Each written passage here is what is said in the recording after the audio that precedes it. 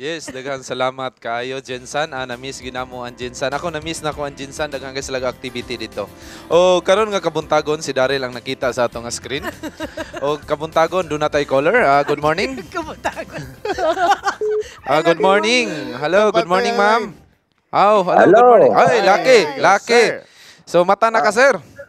Oh, Okay, unsa man ang imuhang tubag sa ato ang pangutana? and have the testimony of Jesus Christ. Wow. Tanaw na to, tama ba? The testimony of Kay Jesus. makigaway ra ba sa Lovely ani ug di mao? Okay. Revelation. Okay, the answer is correct. Okay, Congratulations. daghang salamat. Unsay pangalan sa atong caller? Idma Ramunal.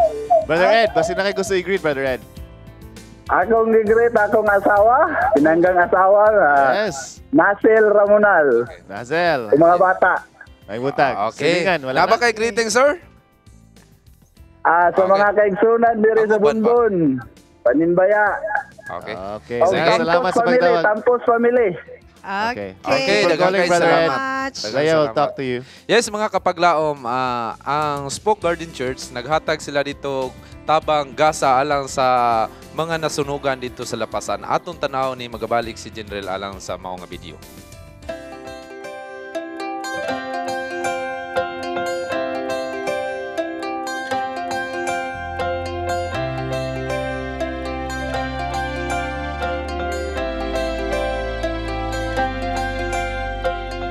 Social involvement is a responsibility that all of us must take into consideration. That is why the South Philippine Union Conference Garden Church, through the Adventist Community Service Department, is reaching out to the victims of fire.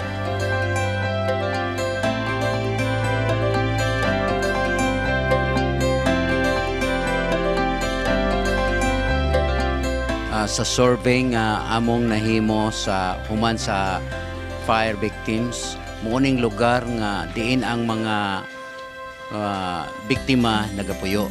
Tungod diini gipili namo kini nga lugar nga dinhi ipanghatag ang ilang mga hinabang tungod kay niya sila karon ang mga biktima. Ug tungod diini nalipay kami nga uban sa kooperasyon sa grupo sa Spoke Garden Church, ingon nga nagdumala sa Adventist Community Services, kami naghiusa sa pag-distribute nining lugar karon. Daghang kayong salamat sa inyong gi-share nga blessings. O daghan po kayong tao nga nakadawat sa inyong tabang. O hinaut-unta nga daghan mong maing lawas tanan, tapos ang Ginoo nay bala sa inyo hatanan.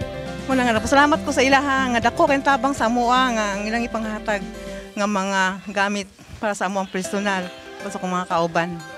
Nadawat na mo ang inyong mga hatag. Sa daghan kay salamat kayo, sir, sa inyong tabang sa mga nasunugan mo gud mi among mga butang nawala sabab na akong mga akong kagalingon sa akong remembrance sa akong pagtrabaho tanan nawala. Then salamat sa inyong mga tulong. Una gyud labi na pasalamatan ako ang Ginoo tungod sa pagkamaayo. Tungod kay wala ko nagdahom ngani pero nalipay akong kasing-kasing nga ang Ginoo na mga plano sa among kinabuhi. Una nga pasalamatan ako ang Ginoo tungod kay kanang kami tanan diri mga mayo panglawas nga nakasurvive mi tungod sa Ginoo. Ug kani si General Lexones, gikan sa Barangay Lapasan, ug kaninyo nagapanimbaya.